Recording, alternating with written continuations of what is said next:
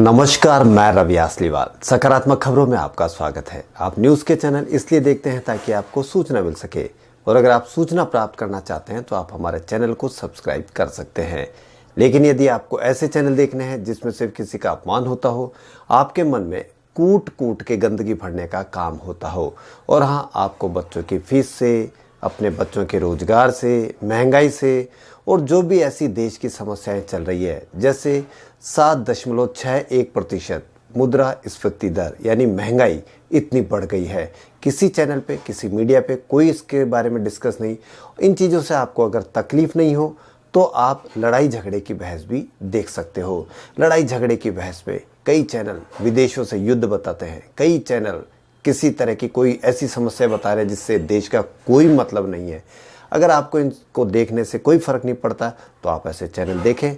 इससे आप पर क्या फ़र्क पड़ेगा पता नहीं, आपकी आने वाले बच्चों पे, जनरेशन पे क्या फ़र्क पड़ेगा ये आप सोच सकते हो, क्योंकि एक न एक पे तो ये फ़र्क पड़ेगा ही। अच्छी चीज़ देखोगे तो अच्छा फ़र्क पड़ेगा, ख़राब चीज़ देखोगे तो ख़राब ज़रूर फ़र्क पड़ेगा।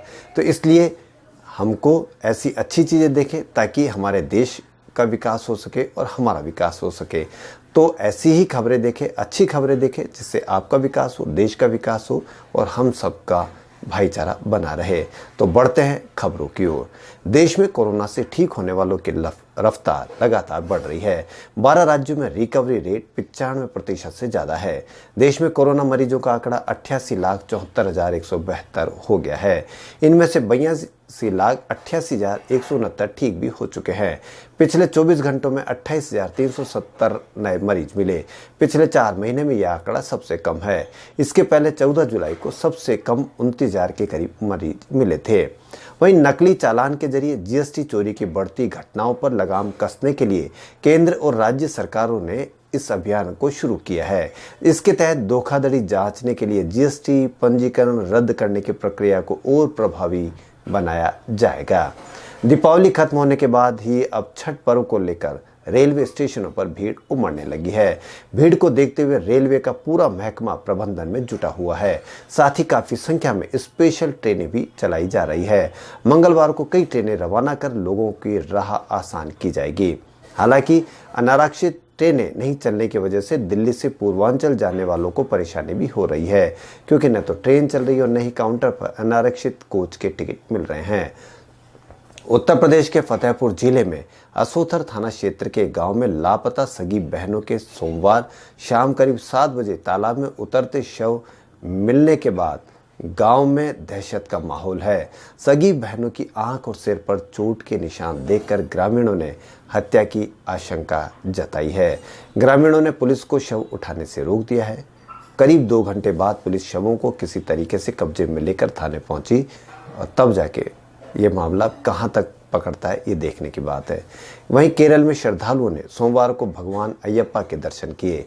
इस दौरान कोविड प्रोटोकॉल का पालन किया गया। मंदिर आने वाले श्रद्धालुओं ने मास्क लगा रखे थे।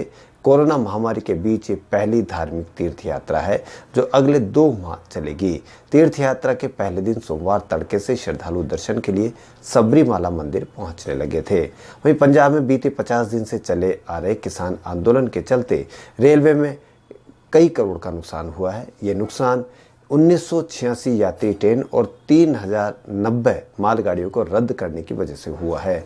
सूत्रों ने बताया कि फिलहाल ट्रेन सेवाएं राज्य में निलंबित रहेगी। केवल मालगाड़ियों की बहाली के प्रदर्शनकारियों के प्रस्ताव को रेलवे ने सिरे से ठुकरा दिया है।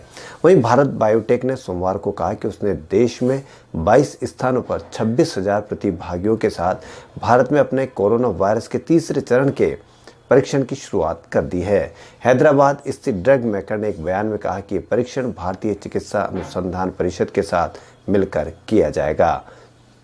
आईपीएल 2020 के अगले सीजन से कुछ और नई टीमें खेलती दिख सकती है, और इस क्रम में गौतम अडानी की मालिकाना हक वाली अडानी ग्रुप और संजीव गोयनका की मालिकाना हक वाली आरपीएसजी लीग में अपनी टीम बनाने की दौड़ में सबसे आगे चल रहे हैं। वहीं प्रयागराज में बीजेपी सांसद रीता बहुगुणा जोशी की पोती की पटाखे से झुलसकर मौत हो गई। रीता बहुगुणा जोशी के बेटे मयंक जोशी की 6 साल की बेटी किया की मौत पटाखे से झुलसकर हो गई है। किया दिवाली की रात पटाखे से झुलस गई थी। इसके बाद उसे अस्पताल में भर्ती कराया गया, जहां इलाज के दौरान उसकी मौत हो गई। बच्ची किया की मौत 3 बजे दिल्ली के अस्पताल में हुई। वहीं सुखों का कारक शुक्र ग्रह मंगलवार यानी आज 17 नवंबर को दोपहर करीब 1 बजे कन्या से तुला राशि में गोचर कर रहे हैं। शुक्रवार 11 दिसंबर तक इस राशि में स्थित रहेंगे। चूंकि शुक्र तुला राशि का स्वामी है, इसलिए तुला राशि वालों के लिए गोचर विशेष रूप से शुभ रहने वाला है। कर्क, कन्या, तुला और धनु राशि वालों को धन लाभ हो सकता है। देश में कोरोना की रफ्तार कम होने लगी है, मगर खतरा अभी भी बरकरार है। वहीं ग्लोबली मिल रहे पॉजिटिव संकेत और भारतीय अर्थव्यवस्था की रफ्तार का असर भारतीय शेयर बाजार पर भी दिखने लगा। यही वजह है कि शेयर बाजार के सूचकांक सेंसेक्स और निफ्टी अब हर दिन अपने पुराने रिकॉर्ड को तोड़ते हुए आगे बढ़ रहे हैं। सप्ताह के दूसरे कारोबारी दिन मंगलवार यानी आज पहली बार 44,000 अंक के पार पहुंच गया। वहीं निफ्टी भी 13,000 के नए रिकॉर्ड स्तर के करीब आ गया है।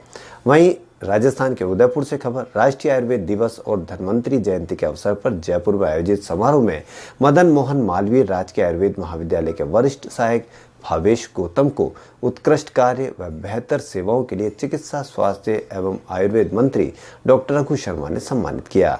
सम्मान स्वरूप मंत्री डॉक्टर शर्मा ने गौतम को योग्यता प्रमाण पत्र एवं स्मृति चिन्ह भेंट किया। महाविद्यालय के प्राचार्य प्रोफेसर महेश दीक्षित ने बताया कि इनका चयन आयुर्वेद विभाग द्वारा गठित चयन समिति द्वारा किया गया है।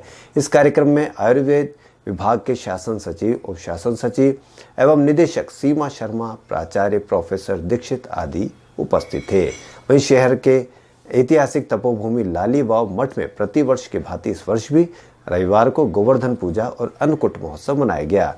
इस मौके पर भगवान पद्मनाभ की विशेष श्रृंगार किया गया और 56 भोग लगाया गया। लालीवाव मठ में साई महामंडलेश्वर हरिओम दास जी महाराज ने भक्तों को गोवर्धन पूजन का महत्व बताया। उन्होंने कहा कि एक बार गोकुलवासी इंद्र की उपासना की तैयारी कर हठपूर्वक गोवर्धन की पूजा कराई। इससे रुष्ट होकर इंद्र ने घनघोर वर्षा शुरू कर दी। इससे गांव वासियों को बचाने के लिए श्री कृष्ण ने अपनी छोटी उंगली पर इस पर्वत को उठा लिया। इसके बाद से गोवर्धन की पूजा होने लगी। उन्होंने कहा कि गोवर्धन वाले दिन गोवर्धन की परिक्रमा का विशेष भी महत्व है। इससे जीवात्मा के सभी पाप क्रम नष्ट होते हैं। इसके बाद भगवान पद्मनाभ की प्रतिवर्ष की भांति महाआरती उतार कर अन्नकूट का भोग लगाया जाता है। इसके बाद मठ में राज्य सरकार के नियमानुसार और सोशल डिस्टेंसिंग की पालना करते हुए सभी भक्तों ने अन्नकूट का महाप्रसाद ग्रहण किया। खबरों फिलहाल इतना ही। यदि आपको हमारा चैनल पसंद आए तो लाइक, सब्सक्राइब और शेयर अवश्य करें। धन्यवाद।